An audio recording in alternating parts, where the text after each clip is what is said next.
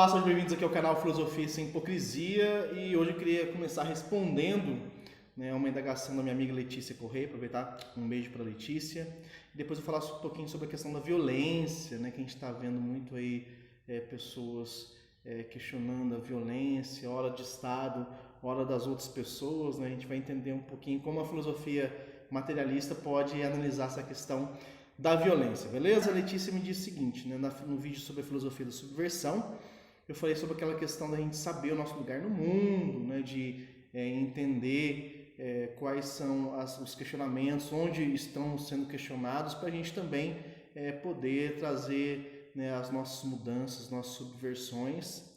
E ela disse que deu a entender, né, e pode ter acontecido isso mesmo, de que às vezes a gente tem que se calar, né, para a gente sobreviver, ou para a gente né, às vezes tem que se acovardar, né? Na verdade é essa. Mas assim, não é isso que eu quis dizer, mas sim a gente tem que sempre analisar mesmo o local que a gente está, né?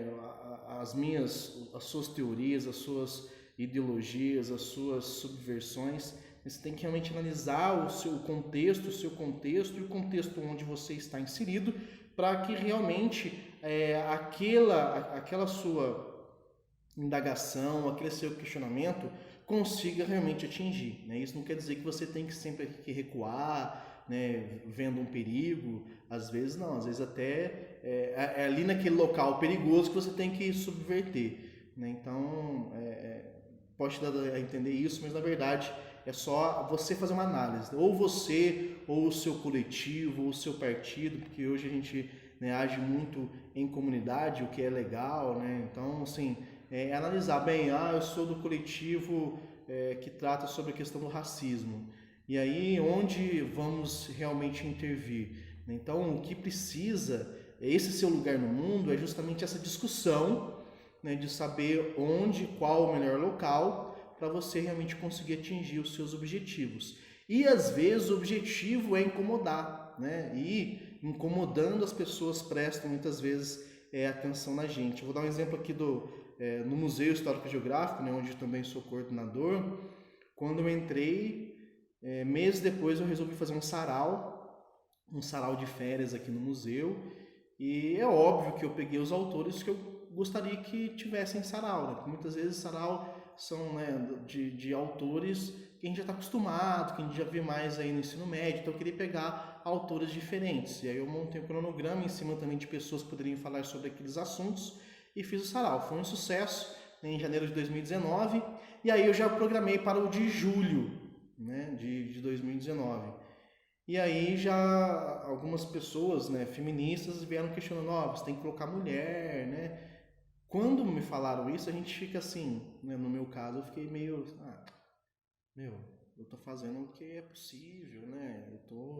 Eu me senti assim, sabe quando você dá um presente pro filho e seu filho reclama do presente, né? Então, senti assim, nossa, que ingratidão. Mas na verdade não é questão de ingratidão, é questão realmente de você falar sobre, né? De você colocar um sentimento que você não se sentiu representado ali. Quem me falou a primeira vez foi a Marília Rossi, a Edna também me falou, a Ana Paula, a Elisa, várias pessoas falaram, e aí com isso eu também comecei a prestar atenção. Fui atrás de mulheres para falar. Em julho de 2019 a gente já teve mulher falando, só que não sobre mulher, sobre autoras, né? Em dezembro, em janeiro também nós tivemos, de 2020, mulheres falando. E agora, né, se houver sarau em julho, né, caso aí a gente não tenha complicações maiores com o coronavírus, vai ter mulher falando de mulher, né? Então, assim, talvez se não tivesse havido aquela primeira indagação lá no primeiro semestre de 2019, talvez, né, eu não teria essa percepção de me preocupar também com a questão do feminino, né, não só de mulher falar, mas também de ter autoras, né, sobre autoras, né? Então, assim, possivelmente eu não teria aí essa sensibilidade que me chegou através de uma percepção da mulher, né? Porque eu não sou mulher, então muitas vezes a gente não sendo, né, aí a gente tem essa dificuldade de realmente perceber. Então é importante sim falar. Outra coisa, e assim, a fala incomoda, mas se não for para incomodar, né, então fique em casa, né? Acho melhor, acho que esse é o objetivo. e até mesmo em manifestações, né, que as pessoas participam, que as pessoas fazem, né, talvez somente o discurso, somente aparecer na imprensa, não atinja o objetivo que deveria atingir, que é realmente a massa, né, aquela pessoa que está lá em casa, aquela pessoa que teve dificuldade para ir no trabalho porque estava tendo uma manifestação. Então é importante realmente incomodar. Eu me lembro de 2006, quando eu cheguei aqui em Poços, eu estava trabalhando no jornal impresso, não sei se eu já falei isso, estava trabalhando no jornal impresso e aí teve uma manifestação de estudantes aqui da cidade, porque na época não havia um meio passe para estudante no ensino médio, né? E aí houve todo esse questionamento, e aí a UMES, né, que é a União Municipal dos Estudantes, fez lá uma manifestação no terminal de linhas urbanas, e na época eu até sugeri para a presidente da UMES, na época, eu falei, por que vocês, né, os estudantes aí não deitam? Eu tinha feito jornalismo em São Paulo, e lá em São Paulo é muito comum manifestação, você realmente incomodar, para as pessoas perceberem que você está ali, para a mídia perceber, para quem não tem nada a ver com aquilo, que é às vezes um empresário, né, que está passando por ali, né, ter que desviar, só dele ter que desviar de alguma coisa, ele vai querer saber o que está acontecendo ali. Então, muitas vezes, se você quer reivindicar os seus direitos, você tem que incomodar. E aí na época eu falei assim, por que vocês não deitam todos aqui no terminal aqui, né? Coloca a blusa aí no chão, deita todo mundo, os ônibus não vão passar e aí vocês vão incomodar mais, né? É lógico que há sempre questão de medo, né? De embate com polícia, que às vezes é chamado e tudo mais, mas é uma forma de incomodar. Só que eu também entendo do medo que muitas vezes a gente tem nesse sentido, porque a gente nunca foi, culturalmente, a gente nunca teve essa noção de incomodar, né? Então assim, eu não posso incomodar o outro, mas às vezes, para você colocar as suas ideias, as suas reivindicações, é realmente preciso incomodar. E dentro disso, né, tem sempre aquele paradigma sobre a questão, né, de revolução. O que é revolução? Para revolucionar, eu tenho que partir para a violência ou não? Eu queria falar muito sobre essa questão da violência dentro da política. E violência dentro da política não quer dizer violência do governo, né, do Estado para com o cidadão, né, e sim do cidadão com o cidadão também, que nós somos, o tempo todo, estamos lidando com político, né? O fato de você argumentar com seu filho em casa porque ele não pode usar o Instagram já é uma forma de você fazer política, né? Você está falando um não, só que você está tendo ali que ter todo o jogo de cintura para convencer o seu filho, né, sobre a não utilização do Instagram. E isso é política, né? Então, de uma forma geral, a gente está o tempo todo lidando com isso. E aí, o que fazer? Ou seja, de que forma eu vou, às vezes, revolucionar ou vou subverter sem usar, às vezes, a violência, né? Porque a violência, a partir do momento que você, né, age com violência, você não vai ter, né, a comoção, né, de grande parte da população, você não vai ter a população junto com você, e às vezes você tem que atingir a população, né? Então talvez esse seja o grande paradigma aí, de revolução mesmo, né, de você tentar mudar alguma coisa. E para isso, né, para que você não precise usar, né, uma luta armada, né, que eles falam assim, Marx fala que revolução tem que ser sempre através de armas, né, mas a arma naquela época a gente entende que é uma arma diferente de hoje, né? Eu acho que hoje a maior arma que nós temos é a informação, né? Ou para quem está no comando, né, para quem quer conservar o que já tem, é a não informação, né? Quanto menos informação a pessoa tiver sobre a minha empresa, o meu trabalhador tiver sobre a minha empresa, por exemplo, melhor é para mim, né? Quanto mais informação o meu funcionário tiver sobre a empresa na qual trabalho, na qual administro, né, na qual sou o proprietário, né, se ele tiver menos informação, ele vai reivindicar menos, né? O que acontece muito quando você vê assim, classe trabalhadora indo atrás do seu direito, né? Aí vê lá a empresa tal conseguiu, né, o lucro de tantos milhões ou bilhões. Qual a primeira coisa que o funcionário daquela empresa pensa? Bem, então eu vou lá reivindicar um salário melhor, né? E qual que é a primeira coisa que ele ouve do chefe dele? Mas você viu só um lado, né? Você viu aí na imprensa que saiu o lucro, mas eu vou te mostrar aqui os gastos, né? Então ele tenta informar ou desinformar para que você continue na sua condição lá de domesticado, vamos dizer assim, né? De você ficar ali tranquilinho, né? Só pensar no seu salário, que é isso, tá bom demais. Então, acho que a grande arma hoje né, se talvez Marx estivesse vivo, não seria armas, né, armas de uma forma geral, você sair, lutar, né, dominar através da violência, né. Eu acho que a grande arma hoje seria mesmo essa questão da informação. Então, assim, para fazer uma revolução, o que a gente precisa muitas vezes é informar a classe trabalhadora, né? Então, se eu sou de um sindicato, eu tenho que informar o que está acontecendo dentro da empresa ou dentro daquele setor. O setor bancário, por exemplo, é o setor que mais lucra, né? Então, os trabalhadores do ramo financeiro, os trabalhadores dos bancos, eles têm que saber, né, quanto que as empresas lucram, né, quanto que desse lucro é voltado para os funcionários, né? Então tudo isso tem que ser colocado, e quem faz isso muitas vezes é o sindicato, que tem um poder aí de obter essas informações de uma forma geral. Então, luta hoje é feita sim, mas é uma luta por informações. A gente sempre procurar informações, porque aí eu com informação eu consigo convencer, né, o trabalhador lá da ponta, daquele mesmo setor que está lá na ponta, a falar assim, não, vem cá que a gente tem direito, vem cá que a gente pode, vem cá que se a gente pedir 20% a gente vai conseguir, ou a gente tem condições de conseguir. Se a gente pedir 20% de aumento, a empresa não vai falir, né? A empresa teve tantos bilhões ou milhões de lucro, então ela pode muito bem dar 20%. Então, assim, quanto mais informação você oferecer para o ramo de trabalho que você está, né, o que você representa, né, mais pessoas você vai conseguir trazer para o seu lado, e sim, né, através, né, de uma grande manifestação, né, quanto mais pessoas você conseguir, né, falar, olha, nós podemos e vamos, né, mais fácil é de você conseguir realmente aquilo. Mais uma coisa que me preocupa muito, então assim, a gente não precisa de violência, né? A luta hoje para a gente conseguir subverter é através da informação. Mas e a violência, a luta que chega muitas vezes do dominante, né? Porque o que a gente vê muito aí hoje são pessoas, e cada vez mais isso tem aumentado, pessoas que são a favor hoje da violência, né? É muito comum a gente ouvir aí pessoas dizendo, bandido bom, bandido morto, temos que matar mesmo, vamos trazer aí o exército para as ruas, vamos acabar com a corrupção, colocando lá fulano ou ciclano no governo, né? E ele tem um caráter mais de tirânico, né? De que ele que comanda, ele que sabe, é ele que tem aí o poder, e só ele que pode fazer alguma coisa, né? Então o que a gente está vendo muito é isso. Então, por um lado, a gente sempre quer o nosso direito, né? Então eu sempre vou lutar pelas minhas coisas, mas por outro lado, né, eu estou sempre aí pedindo a violência do Estado quando algo acontece comigo, de uma forma geral, né?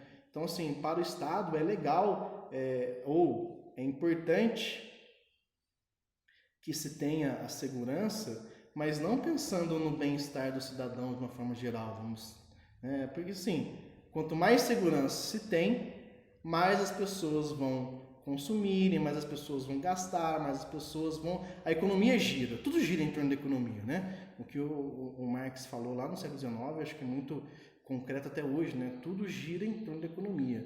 Então, assim, se eu estou preservando aqui uma segurança, é porque é para você ter mais segurança aí, mais tranquilidade para sair e comprar suas coisas e não ser assaltado, né? Para você voltar para casa bonitinho, com suas pertences, feliz da vida e querer comprar cada vez mais, né? Outra coisa é pandemia, né? Nós estamos vendo aí uma briga entre a economia e a saúde, né? O que é mais importante? A economia ou a saúde? Então tá esse dilema aí com essa pandemia. A gente tem percebido aí que muitas vezes a economia tem ganhado, ou seja, para mim não importa quantas pessoas estão morrendo, para mim importa é a minha empresa, né, que está aí ganhando e tem que continuar ganhando, né, ou o poder público tem que continuar acumulando aí a questão dos impostos para poder aí pagar as suas contas e tudo mais. Então, o que é mais forte? Só para a gente ter uma noção, a economia tem ganhado e muito, né? Aumenta-se o número de mortos, mas a economia continua sendo o mais importante. E aí, só para a gente entender, então, nós temos então um discurso de violência muitas vezes, mas isso é uma coisa, se a gente for analisar dentro do materialismo, né, que vai ver as questões históricas disso, é uma coisa que nós já vivemos desde quando o homem é homem, né? Então, assim, o que se cultua, por exemplo, entre deuses, né? O primeiro mito, o mito mais antigo que nós temos é do Gilgamesh, né? Lá da Mesopotâmia. Então, quem era Gilgamesh? Era uma pessoa que chegava e dominava através da sua força, né? Dominava lá as vilas, né? E aí ele saía com as mulheres que ele queria, das famílias que ele queria, porque ele era muito mais forte que os outros, né? Se a gente for pegar aí na mitologia grega, né, os semideuses, por exemplo, né, eles ficavam famosos e eram cultuados pela questão da sua força, né? Aquiles, Perseu, Teseu, Hércules, né? Então todos esses semideuses eram famosos, né? E eram até tinham a sua glória devido muitas vezes aos atos de violência que eles faziam, né? Ulisses, né, o grande sábio, até o sábio lá, né, dentro da mitologia grega, é uma pessoa que matou um ciclope, né, que cegou, na verdade ele cegou um ciclope lá na sua trajetória, né? Ele ajudou a invadir Troia, colocando o cavalo lá, e aí mataram um tanto de troianos, e ele se tornou o quê? Alguém sábio. Então muitas vezes a gente coloca o tirano, aquele que domina, como um grande exemplo, né? E se a gente for ver isso, até dentro da história, né? A gente conhece muito mais, estava até conversando isso ontem, a gente conhece muito mais Nero, né, que tocou o terror em Roma, do que Numa Pompílio, né, que assumiu lá Roma, governou Roma por 43 anos, e nesses 43 anos do Numa Pompílio como o rei, né, como um governante, ele nunca foi a nenhuma guerra, né? Roma ficou em paz por 43 anos com ele, né? Embora os romanos adorassem ele, né, mas na história se fala pouco, porque na história se lembra mais dessas pessoas que foram dominando, né? Alexandre o Grande, né, que se tornou grande devido aí ao que ele fez, a dominação toda que ele fez na Mesopotâmia de uma forma geral, né, naquele tempo antigo. Então, assim, aí temos mais atual, né? Então, hoje a gente fala muito ainda até hoje do Hitler, né? De como o Hitler conseguiu tudo através da violência, embora, né, a gente utiliza o Hitler para falar, né, de como o humano é desumano, mas todo mundo conhece, né? E talvez aquele governante que sempre manteve a paz não é tão conhecido assim. Então, é uma questão muito cultural da gente pensar na dominação, né, em adquirir poder através da força, né? E até no período grego antigo, os sábios, né, entendiam que a gente tinha que dominar os nossos talentos, né? Então, assim, a gente só estudava até 21 anos, né? A gente não, né? Os gregos estudavam até 21 anos, porque eles entendiam que é o momento, até 21 anos você consegue aí encontrar o seu talento e aflorar esse seu talento e fazer com que esse seu talento, né, vire realmente eu tenho talento para escrever, então até os 21 anos você consegue aprimorar esse talento para você viver desse talento. Eu tenho talento no esporte, né? A questão da força também era muito cultuada entre os gregos, né? Então aquele que era do esporte, né, que se dedicava a essa questão de esporte, ele tinha, né, uma outra visão e um outro jeito de ser tratado dentro daquela sociedade, né? Os próprios gladiadores, né? Então tem tudo isso. A questão da força sempre foi muito, da violência de uma forma geral, sempre foi muito cultuada. Então hoje nós temos aí pessoas que dizem que bandido bom, bandido morto. A gente não pode virar as costas para isso e entender que isso faz parte de uma cultura, e o fato da gente entender isso não quer dizer que a gente tem que aceitar, tá? Então, assim, a gente entende o que acontece, e se a gente entender esse fator histórico, a nossa ideia é sempre de tentar mudar, né? Através do quê? Através do discurso, do diálogo, né? E não de enfrentamento, né? Enfrentamento verbal ou até mesmo corporal, porque daí, né, fica aquele negócio de luta de time, né? Então, o meu time é melhor que o seu, e aí acaba a gente não chegando a nenhum entendimento, né? Então, a melhor coisa é o diálogo. Então, quando você vê aí pessoas que não querem dialogar políticos xingando, né, uns aos outros, xingando a imprensa, xingando a população de uma forma geral, aí você percebe realmente que é uma pessoa que não tem essa espiral que a gente fala tanto na filosofia da subversão, né, de conhecer o mundo, conhecer a si mesmo, ter autonomia, né, e conhecer o seu lugar no mundo para depois realmente subverter. Né? Ele não tem todo esse entendimento que eu acho é importante para a gente conseguir alguma coisa. Então, a gente volta aí falando de tudo isso, da questão do poder, da questão da política, a gente volta lá para a questão do eu, né? Ou seja, tudo começa com você. Né? Se você conseguir, né, através do diálogo, da conversa, né, da não violência, né, subverter ou mostrar um entendimento seu para alguém, eu acho isso super importante. É óbvio que todo não que a gente recebe, a gente fica meio assim, né? A gente, né, não gosta de início, né? Como eu não gostei lá da questão de que fui criticado por não ter mulher no sarau, mas a gente tem que entender que não é só o que você pensa que é importante na sociedade, né? Porque tem o que eu penso, o que você pensa, e se o mais importante para nós, de uma forma geral, é manter um pacto social, então a gente tem que levar tudo isso em consideração. Beleza? Muito obrigado e não se esqueça de se inscrever no nosso canal. E semana que vem eu volto para falar de filmes ou livros.